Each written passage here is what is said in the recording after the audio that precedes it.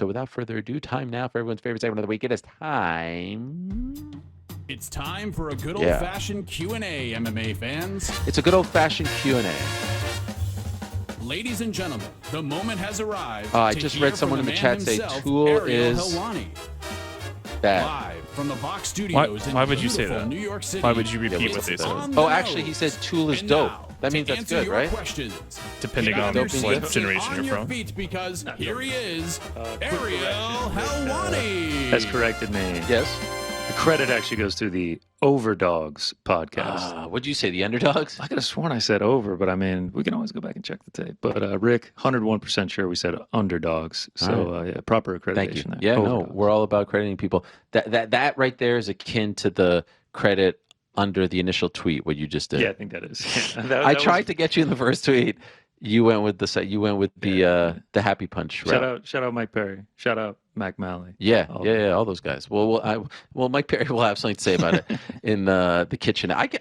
Someone in the chat I just saw said that this setup looks like our old setup. Is New York Rick there? I'm here. Yeah, New York Rick. Doesn't this feel like the old across the street from B&H 34th Street?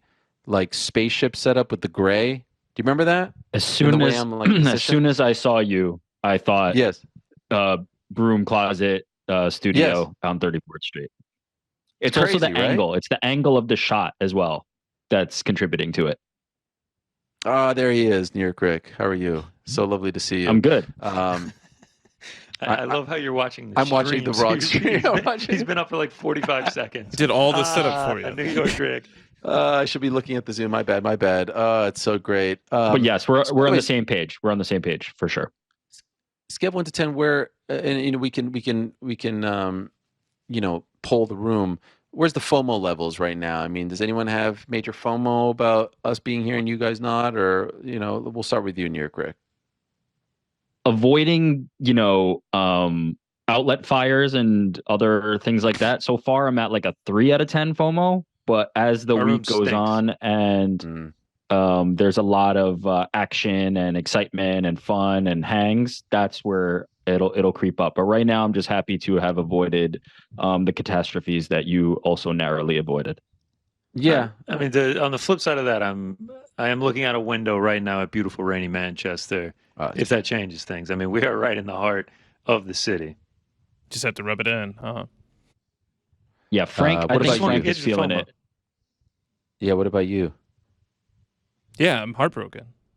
Yeah, okay. Frank is actually living on UK time all week. That's why he went into the studio at 3 a.m. He has that much FOMO. I can't believe it. Next time. Yeah. Well, Frank, we wish you were here. We've had a fantastic breakfast. Yes, we had a traditional English breakfast. It was great. We were thinking about you the whole time. Yes. For the rest of the week, don't call it Manchester. Call it Madchester, and then I'll be happy. Why? Oh, I've actually been calling it the Chester. That's what the locals seem to call it. They all say they all refer to it as the Chester. I heard someone say that you are I don't know if I'm allowed to say this word. Am I? They said you're not a good person if you call it the Chester.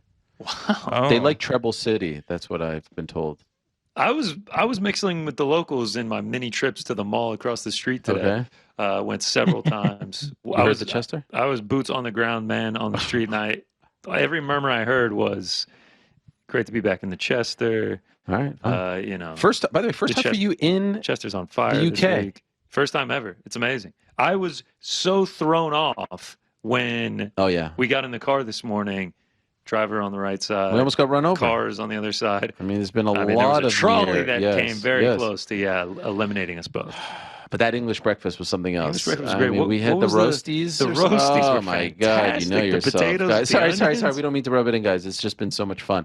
Let's get to the first question. P the G, and joining us in about 30 minutes will be Mike Perry. Mams Taylor going to join us. And there's a lot going on, by the way, in the world of crossover boxing. I just saw right now that Ryan Taylor, who's fighting on the card against Swarms, has just been arrested, and it's unclear if the rematch is going to happen. Dylan Dennis, I mean, it's just so much. So much. Anyway, P the G. Welcome Ariel and GC to Manchester. For myself, just outside of Manchester. How about number 1 Giga Chad, Mr. Balls drag on the floor when he walks into the room, Alex Volkanovski. Takes the rematch on 11 days' notice. What a guy, what a sport. Should Volk get it done? Where will it rank on the all-time great title wins in your opinion? Against a guy like Islam, it's got to be right up there. Enjoy Manchester, boys. I mean, holy smokes. Fought in July, surgery on his hand, 11 days notice, no hesitation, up a weight class. Let's not forget. Like, he made it seem normal in February, but this is up a weight class. It would be one of the all-time great feats, I think, especially considering the opponent. Like, let's also give credit where it's due. Islam had to accept the fight, right? That's something John Jones didn't want to do against Chael Sonnen back at UFC 151. When that whole thing was going down with Dan Henderson getting hurt. So Islam had to say yes. Thankfully, he did. We get this great fight. The ball's on Alex Volkanovski to take this fight. Now, you can also say, brilliant move on his part, win-win, right? Win-win. You don't lose your belt. You're only gaining things, gravy. Enemy territory, sure, but you're going up, you lose the fight, you're still the featherweight champion. So it's really a perfect scenario for him. You go 5 rounds, you fall short. Hey, you know, you freaking went out there, old college try, you win, you're a legend. I mean, like, there's really no drawback, right? There's no drawback whatsoever here for him. Islam put it out there, no excuses if you lose. I don't think he's going to give any excuses. He knows what's going on. But this is a guy who has shown us who he is from the moment we met him. Remember when he almost like had his leg amputated after the Aldo fight? And he's joining us like from the hospital, and he's talking like his leg just swells up. Remember when he flew from Australia to Edmonton just to be the backup fighter to Max Holloway versus Frankie Edgar? Remember when he flew as the number 1 pound-for-pound fighter, as the featherweight champion to Abu Dhabi to be the backup fighter to Islam Charles? We know who Volk is. I feel comfortable in saying this. I think Alex Volkanovski might be my favorite fighter right now to talk about and cover and just like represent MMA, because I have so much respect for the way he goes about things, the way he treats others, the way he conducts himself, the professionalism, the activity, the fights themselves. Like, this was the guy who was starting to feel like for a moment like he was going to go down the Mighty Mouse route of not being respected enough. And luckily for him, people are respecting him and showing him love. And in this sport, you know, you do things like this, you get respect, and you're shown love. As far as like where this would rank, oh, has someone done this on short notice and shocked the world? My mind is mush. Does anyone come to mind for you, New York Rick? Has someone done something like this and won? Shocked the world? No. Yeah, I mean, Michael Bisping, right? What do we mean by done something like this? Bisping's a good one. Yeah, Bisping's a good one. What I mean by something like this is super short notice against a super tough opponent, and won the belt. Bisping's probably the best one, right? Yeah, Bisping's the best. Although I would say, and this is not revisionist history, Rockhold wasn't Makhachev right now. Like, you know what I mean? Like, Rockhold didn't have the dominance. Yeah, is that not fair? I agree with that. But Makhachev's only title defense is against a featherweight and is about to be against a featherweight again. Like, you know, this could be early. This could be, it could be like Rockhold. We don't know where it goes from here. So I think it's probably the best comparison. Now, that's not, by the way, that's not to say that I'm predicting doom and gloom for Islam Makhachev, but like, I don't think that his resume is like super strong compared to Luke Rockhold at that time. It's pretty similar. Sure. Yeah, no, that's a great one. Is there a line out for this fight? Yeah, I saw Islam opened at -200. I think he's down to -260 now. Wow. Okay. Wow, this is interesting. There's some other breaking news that I'm seeing right over here. This is from Turkey. You seeing this? No, what do you got? Oh, this is breaking news from Turkey. Al Sheikh, who is the I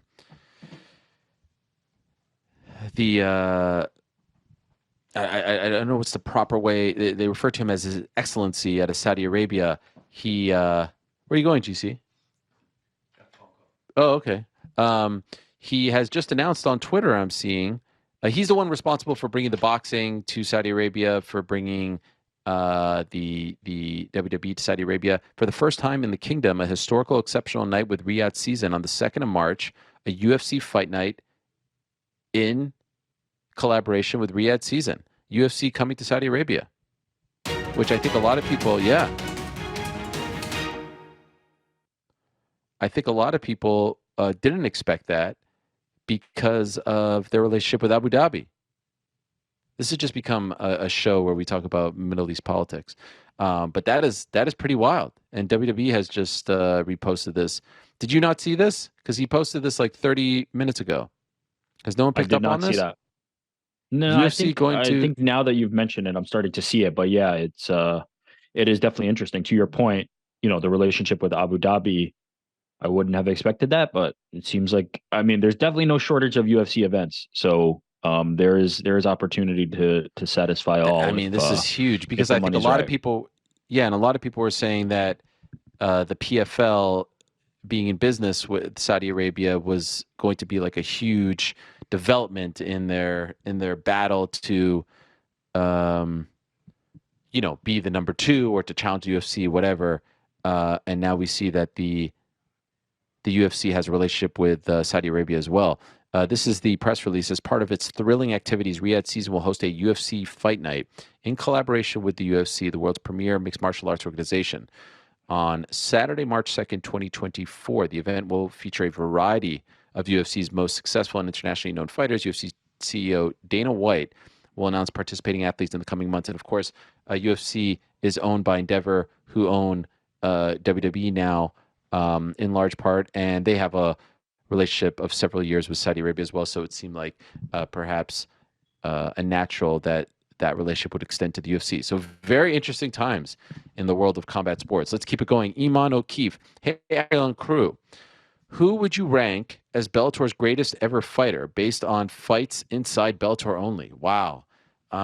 Would you say Pitbull? Would you say Patricio Pitbull? Is that a fair one, Near Crick? I feel like he's the most decorated. That's probably my answer.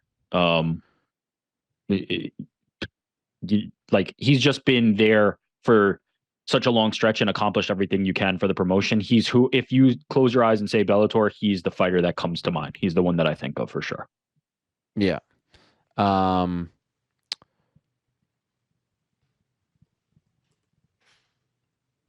JC. So we're gonna have the in-studio guest come in, but it's gonna almost be like you ever watch Seinfeld when Kramer was hosting a show out of his apartment and it's like, who's here? And the door is just going to open and someone's going to walk into the room. That's what this is going to be like. I hope they're not expecting a high level production. I think the production is great, but I just, I hope they're not expecting like a big time, the kitchenette, like a big time setup here. But I think we're pulling it off. What do you think, Frank? Do you think we're pulling it off? I think it looks great. I'm super proud of us. But once you put this out of my head of someone walking in to be like, it's about to happen. Oh, thanks, Ariel. It's about to happen. I'm going to say, would you like something microwave before we start? I have a microwave right over there. There it is. Okay. Here we go. I'm going back to the questions. My apologies. Okay. He had a second question there. What do you think will happen with Mauro Renallo once the PFL purchase goes through? It's a great question. It would be amazing to see him call some UFC fights. He's too good to not be working. Thanks as always. I mean, there's a big question about the future of boxing on Showtime, which I know nothing about. I know I've appeared on some of the broadcasts, but I really don't know anything about the future of combat sports, period, or Showtime sports. Everything is changing. I never thought that real sports would go away. With Brian Gumbel, I never thought that would be a thing. So yeah, for some reason, the UFC has never looked into Mauro. I remember there was one time back in the day on Embedded. It wasn't even Embedded. It was the Dana White video blogs where they were kind of, Joe Rogan was kind of mocking him. Do you remember this, New York Rick? Like the way he would speak and stand. That was a thing at one point. And they just never seemed to, I don't know. And of course, he has the relationship with WWE. I would be shocked if someone doesn't pick him up. He's the greatest combat sports announcer, and I say that in that way because he could do MMA, pro wrestling, kickboxing and boxing. There's no one on the planet that could do that at the level and with the quality that he does it. So I would hope that someone picks him up. Maybe it's the PFL.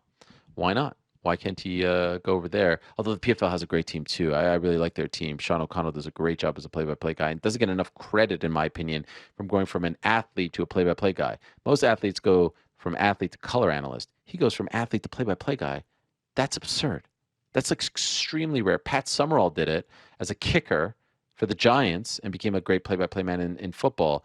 But, you know, the typical play-by-play guys are guys like Marv Albert, Ian Eagle, Mike Breen, Joe Buck, John Anik, Mike Goldberg. These aren't athletes. They're broadcasters. And then the color analyst, the other person in the booth, is usually the ex-athlete.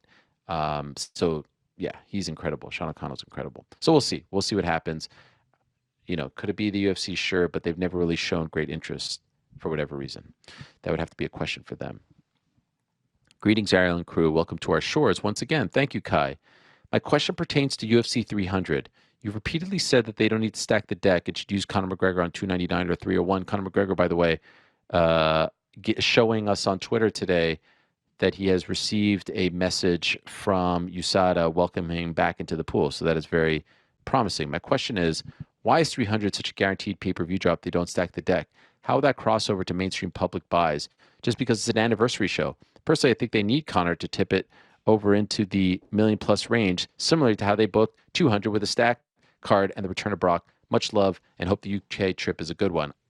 Kai was just saying, like, why is 300 such a big deal? Because we presume that 300 is going to be a card that is stacked, and also people just get, like, Bellator 300. We talked about it a little bit more because it's Bellator 300. The card wasn't anything to really write home about, but it's just like people want to celebrate things, right? Milestones. They just want to celebrate. Don't be such a ninny, as we say. Stefan, Shalom Ariel. I really appreciated your opening to Monday's show. Praying for peace to be restored. Thank you very much. My question is about this week's 1,000-pound gorilla. Oh, Frank, why didn't you tell me this question was about Platinum Perry? I would have asked him the question. If Platinum Perry hypothetically knocked out Logan Paul this weekend, could we be talking Monday about one of the biggest stars in combat? Regardless of whether Dan is flakes, is Mike lined up for a fight with one of the Pauls down the line? Any idea on his December BKFC opponent? Shout out to MF Zoom, ya boy Lanzi. I do know who the opponent is in December. I figured it out. Can you share it? I don't know. Should I ask Platinum Perry if you could share it? Well, yeah. You know, I'm so out of the breaking news game at this point. You know, I leave that to like the overdogs. It feels like that was a passing of the torch. There. Yeah, this was a passing of the torch. Yeah. I think the fight, if it actually happens, if it gets signed, because last I checked it wasn't signed, but if it happens, it's a fight that would be perhaps befitting of a setting such as an underground setting. And so perhaps that's a clue for people out there. I'll leave it at that. It might have gone over your head. Way over mine. Did it go over your head? Say the clue one more time. Rick? I'm picking up what you're putting down. Say the clue one more time just for everyone out there. Rick is the king at getting these puns. And so to me, this is a fight that I think would be befitting of an underground setting. Oh. Anyway, if Platinum doesn't fight this weekend, I do feel like he has set himself up for a potential fight against one of the Paul brothers. I feel like I'm there. Yeah, I'm 1,000% there. I mean, I was just telling. I mean, they have been dilly-dallying with him, you know, for a while here. Yeah. They've been playing footsie. What'd you say to him? That I pray that he fights this weekend. Yeah. Like anytime he fights, it's must-see television at this point. But if he fights this weekend, that means we're not getting Dylan. We need some closure to this. That is true. Anyway, he said he's going to fight someone in the crowd. I hope not. If in fact he does get a fight, yes, it would be a very big deal. And if in fact he does win, it would be a massive deal. Jesse, Ariel, and the Boise's. Do you think any original UFC champion for their weight class could beat a UFC champion of today? Any original UFC champion could be the current UFC champion. Light heavyweight could be either Yuri or Alex for craps and giggles. Toda raba, Jesse. No. This is all you. No. Like a UFC 1 champion or even like the original UFC champions? No. The game has evolved too much. The game has progressed. There's absolutely no way, in my opinion. Maverick, hello, Ariel and team. I know you said judges aren't allowed to talk to media, especially after bad decisions. What about refs? Can they? Yes, we've had refs on this show. We've had Big John back in the day. We've had Mark Goddard back in the day. We've had shout out. I was going to say ref aficionado Frank. Yeah, we've had a bunch. What ref do you want to see next on the MMA Hour? Mr. Dean. Thanks, guys, for putting on great shows, especially Frank for wearing multiple hats to keep the show going. Respect. He really does do that. Respect he's Frank, producer, man. He's moderator, he's audio engineer. He helped us get Graveyard Shift. Graveyard Shift. He helped us get a router, which I paid a pretty penny for, which I think it's in the room somewhere, and I think it's helping us out with our stream. It's not? No. Okay, so I was just wondering. It's been delivered. We never went and got it. It has been delivered? Yeah, it's been delivered. Oh, we wow. never went and got it. Okay, perfect. So we'll do that for the Friday show. Yes. I mean, they told you the internet was smashing. They did. Yeah. Well, But I mean, everybody says reference that. there. Motel 6 is like, it's smashing internet. You getting called there? You seem to have... Phil Kirkbride's asking if we can share a Zoom link. I'll let you just read it. We don't... are we doing a Zoom link? And this is live on the air. live on the air. That's why I didn't want to say any names. Can we even do a Zoom interview? I shouldn't even have said who sent the emails. That's fine. Yeah. So we can do a Zoom interview. Yeah. I mean, which one? Rick is here. One or two? It'd be on Zoom too. Giving away the secrets of the trade, huh? Oh, I mean, do you want to do this while I'm talking, or do you want me to do it? Yeah, I can do it. Can you grab Zoom 2 and send it to... Absolutely. It's already on the way. And can you ask them what time this interview is happening? Yeah, absolutely. I mean, sure, just throw it on us. No big deal. This is the beauty of live streaming. It appears as though we're going to have Tommy Fury on the show as well. Oh, yeah. Breaking news. So Rick, you may have to tell me what happened. Do I need to watch this clip? Should I watch this clip? Can you Slack me the clip so I can watch it?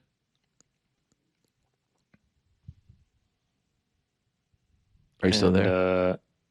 As this is happening, Mams Taylor has arrived at reception. Okay. We'll go and get him. All right. This is amazing, guys. This is amazing. This is going to be fun. But we on your way there, you probably have to tell them that we have Mams, and if the timing doesn't work out, then it doesn't work out. Or if they want us to talk to him for 5 minutes, I'll figure it out. or yes, you produce, or maybe we do it with Mams sitting here. Oh, Mams and you 2 on 1 time. No, I'd rather not. Okay. So Mams Taylor going to join us. Let me squeeze in a couple more questions here. We've had refs on the show. I'd be happy, but I will say these days it feels like they're less inclined to speak. Goddard does a great job of speaking, though.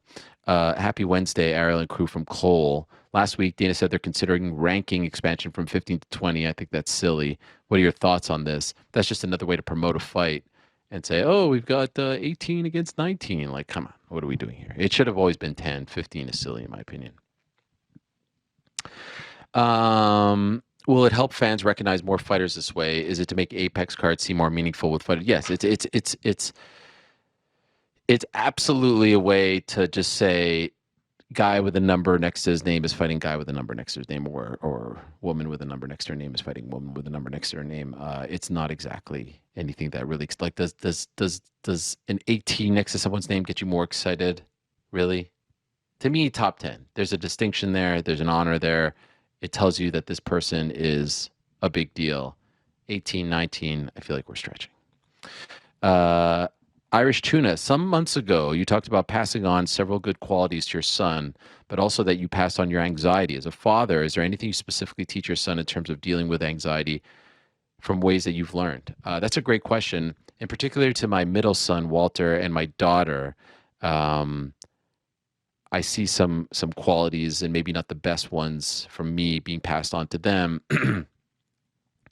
And I try to remind them not to sweat the small stuff, and I try to remind them that it's just important to have fun, and that, you know, the game that they just played doesn't really matter. But I also am enjoying, especially with my son now with soccer, I'm enjoying trying to guide him into realizing his potential, because I feel like he kind of rested on his laurels a little bit. And like, just being candid, my son, Walter, is an incredible soccer player, but the last couple of games he didn't start. And I could tell it really bothered him. And so we're trying to figure out together why that may be. And then yesterday he told me that his coach said some really nice things to him. And I told him, you just have to get your coach to believe in you and trust that you are going to play at your potential and fight and be aggressive and push and not rest on your laurels. And I told him, just show him the effort. All coaches want is to be shown effort. They want to know that you're going 100%, that you're pushing yourself. And I think that's working. And so doing things like that and not being like the crazy sports dad. 1 second. Oh, yeah. Did you hear that, Frank? That was a nice crack. Yeah. Or any kind of crazy dad is a lot of fun. I really enjoy that. And yeah, I miss them dearly. I hate missing soccer on the weekends, but sometimes you got to do it, especially for big events like this one. But I hope they don't get my anxiety. Like yesterday, I was super anxious leaving. I really, it was really hard for me too. I felt very guilty. I felt very nervous. Weird times. And I hope my wife doesn't have that kind of anxiety, maybe about other things, but she's not a very anxious person. And I hope that they get that from her, as opposed to me being anxious about pretty much everything. All right, Frank, everything. I never noticed. No, I mean, I get nervous, and I think I handle it pretty well, if I'm being honest. As someone who's also anxious, I could say that you handle it even better than me. I fake it pretty well, wouldn't you say? Yeah, I would say. And you should drink more coffee to handle that anxiety. Yeah, you think it's good? I'm just trying to. No. I mean, it's 7:50 p.m. here, Frank. We took the flight. We landed at 7:30 a.m., which is 2:30 a.m. back home. Hardly slept. Volkanovski's, jumping in. There's all kinds of craziness going on. So,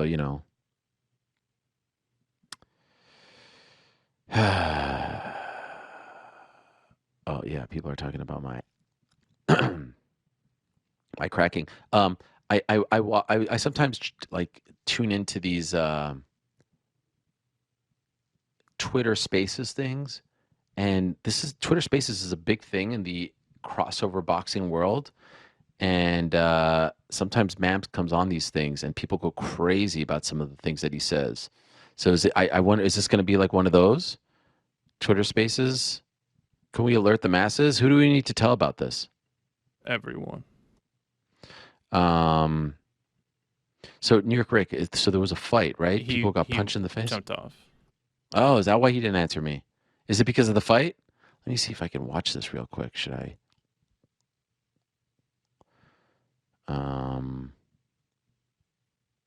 The look of love.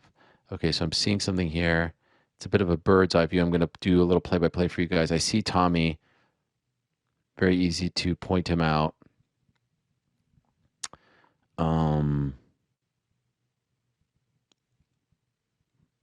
New York Rick saying that you kicked him off, Frank. He would say that.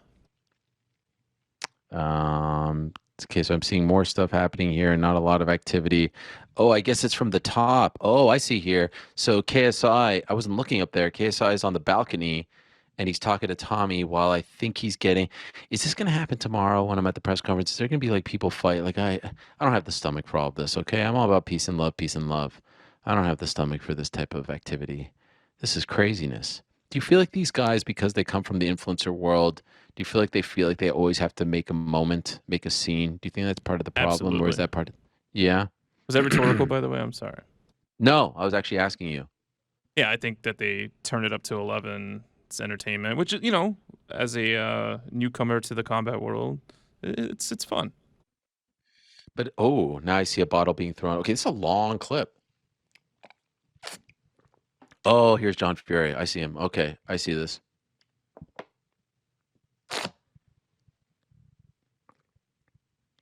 I know these aren't the best of sounds, but I'm very parched at the moment, Frank.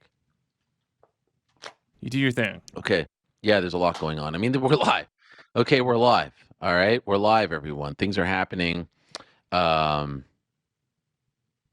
I know. I'm sorry, Sean. Sean is saying he feels like he's spying on me doing work through when I'm trying to get this. I'm trying to get this going and understand what's going on before we get this guest coming into our kitchenette. And we don't take breaks. We don't take breaks, guys. That's just what we do. We're live. Okay, we're live here. We're crazy. We're crazy. Okay, let me go back to the questions. Is New York Rick back? Because I think one of these questions is for New York Rick. Not yet. Okay, he's not. Okay. Clamato Juice. Nice name. Ariel, shout out to you and the family abroad. Much love, my man. Thanks for delivering us solid entertainment in these trying times. You bring out the best in everyone. Question for Frank. He had a big dub on Saturday. Let him have this one. I agree. Which lead-in is better? Mars Volta's Sun et Lumiere into Inertiatic ESP or Parabol? Yeah, or Parabol into Parabola by Tool. Love the show. Gets better every year. Rock on, GC. Start a GoFundMe for International Fight Week next year. I'll donate. Clamato juice. Wow, how kind. Do you drink Clamato juice? No, that's like a tomato juice, right? Yeah, it's like a V8. It's a little spicier.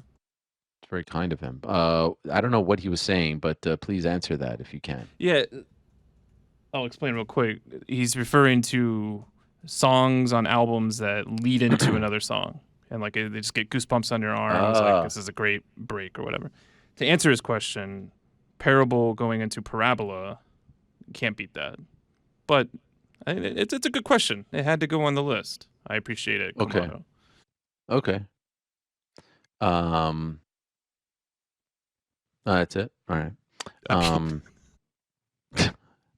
Debo, shalom, Ariel. Curious to hear your thoughts on Dana White's comments at his presser where he got upset at Oliveira's camp for leaking the news. Why is Dana so caught up on having to be the one who announces all the big news? Charles is the one who got injured and whose life got impacted the most from this. Shouldn't he have the right to announce that he's out if he wants? Thanks, and always enjoy the shows, Debo. My understanding of it was that Dana wanted Charles to tell the UFC before he got it stitched up. He said they could have went to a plastic surgeon and done it differently and perhaps saved his spot on the card. But some of the guys like to say after they get it done because they're afraid of what the UFC is going to do. And he also said, to his credit, that he understood why they would do that, why they would be trepidatious about telling the UFC while the cut is so open and it was a gnarly, gnarly cut. Feel horrible for Charles and for the guy who was responsible for that sparring partner. I didn't hear him say that he was mad at him for breaking the news. If he did say that, yeah, that's a little bit silly. But honestly, from the clip that I saw, and maybe I missed it, I just heard him say, I wish he would have told us before he got it stitched up because maybe we could have helped save him on the card. So I actually agree with Dana on that one. Like, if you're going to be in business with a promoter, maybe they can help you stay on the card. Isn't that ultimately what you want? But to his credit, he did say he understands why fighters are hesitant to do so. So there you go. Another compliment from me to DW. And by the way, shout out to them for bringing back the flags. It's a beautiful thing. I love the way they spun it. Organization who bans flags then makes a big deal about bringing them back when no one asked for them to be banned and no one really understood why they were banned. And now there's a whole big thing and people are like, look at him. I saw some accounts, some non-MMA accounts post this clip and say, Dana White, in response to what's happening in Israel, is bloody people bring back the flags. Like, no, he is not. It has nothing to do with that. It was probably in response to the Russia stuff. And then he said he was watching the Noche UFC event and then decided that they should be brought back. And they should have always been allowed. At the very least, they can't bring out gimmicks and masks and whatever or sponsor flags. The least they could bring out or should be able to bring out is a flag of their home country, or any flag for that matter. As long as it's not offensive to anyone, who cares, is what I say. So I'm happy that they brought that back. I just thought the way that whole thing was framed was a little bit funny. Gamecock Jake, Ariel, longtime listener, first-time asker. I'll be traveling to NYC for the first time come UFC 295 weekend. I'm curious if you and the fellas have any tips for navigating the city, any do's and don'ts to consider. Also be my first time traveling without my 2-year-old daughter. Have any advice for being away from your kiddos since you travel for work often? I mean, it's tough, man. It's tough, but enjoy it. And the silver lining there is that she is still pretty young. It's a little tougher when they get older. Rick, last question of the day goes to you. Big money. Hello, Ariel and the gang. The unexpected Bills loss on Sunday morning was frustrating and depressing as a fan until I thought of the Chris Eubank Conor Benn fight for a moment. And how lucky we'd be to witness such a masterpiece. New York Rick, please take this opportunity to further discuss why Eubank versus Benn is undoubtedly the greatest fight of 23 and 24. Also, to Ariel, GC, and Frank, in your opinion, is there any other boxing match in the history of mankind that could possibly rival Eubank versus Benn in terms of big fights, quote unquote? How many pay-per-views could it realistically sell? 2 million? 3 million? Love the show as always. Thanks, boys. I mean, that's what was this gentleman's name? What was that gentleman's name? Big money. I mean, oh God, it's perfect.